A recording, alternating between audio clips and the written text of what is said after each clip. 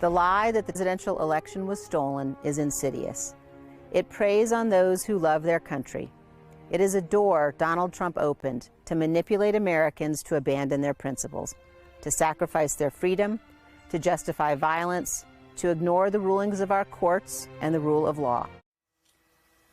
That was Congresswoman Liz Cheney's closing argument in a campaign ad defending her work as vice chair of the January 6th Select Committee as she seeks re-election. She is facing a fierce battle in Wyoming after former President Trump said she's, quote, top of the list of Republicans he wants to oust from Congress. According to recent polling, her opponent, Harriet Hageman, currently holds a massive lead after she allied herself with the former president. Joining us now from Jackson, Wyoming, NBC News correspondent Vaughn Hilliard. Vaughn, what's the latest? Yeah, good morning, Mika. You know, if you talk to folks around here, they'll tell you a story about the adventures of Lewis and Clark. As they made their way west, they came here to the Grand Tetons, which is a massive mountain range, steep, just about 5 miles from where we're standing now. And when they got to the Tetons, though, they realized that it wasn't those steep, jagged mountains that were in their way. It was the Snake River, this torrent river that took them days to figure out how to cross, and it was dangerous. And for many ways, as Liz Cheney has focused her campaign on the idea of saving democracy and this Republican Party, it's the Wyoming voters that are in so many ways her Snake River. And ultimately here in the next 48 hours, we'll have an understanding of just how much Wyoming voters wanted to reject Liz Cheney. She has made this campaign about January 6th, about Donald Trump, about loyalty to this Republican Party. But voter after voter who we have talked to have used the word traitor to describe her.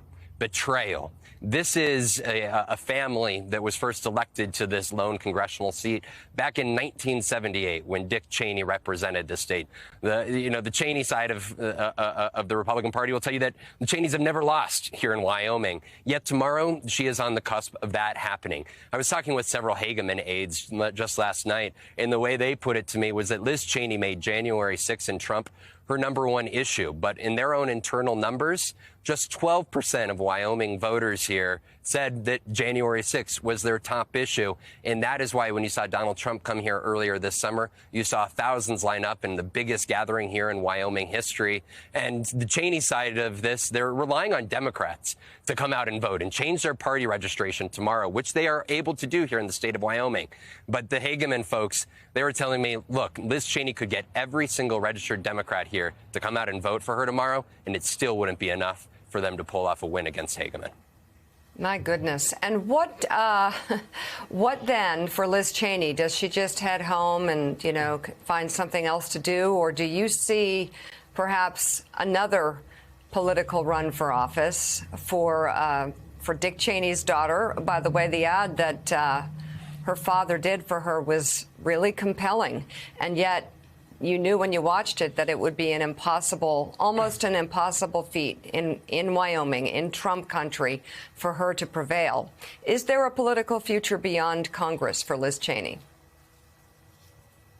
In conversations with aides to Cheney here over the summer, they'll tell you that Liz Cheney was never going to capitulate. She was never going to beg anybody to campaign for her or to give her money. She was going to run her way, and she was going to make her case. And ultimately, it was going to be up to this Republican Party on whether to join her on board. And if you are looking at somebody who would be able to make the case in 2024 that she quite literally took on the fight against Donald Trump, that's her. You have the likes of Larry Hogan out of Maryland, Asa Hutchinson, the governor out of Arkansas, who are flirting with potential Republican challenges to Donald Trump.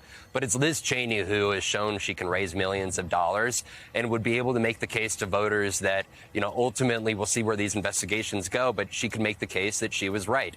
If the Republicans struggle here in these midterm elections, in large part because of Donald Trump's presence and the loyalty and fealty to him among these Republican nominees, she'll be able to make the case that she was right. And I think it's important to note she's taken on Republican leadership every step of the way. Kevin McCarthy, he is here in town, in Jackson, Liz Cheney's own backyard, here these next 48 hours, holding his own fundraising confab for the Congressional Leadership Fund, as well as the NRCC here. Liz Cheney is stood solely here, really alone in so many ways throughout this fight. And ultimately, we'll see next year Amazing. and ultimately what the result of this primary is and whether she looks beyond it.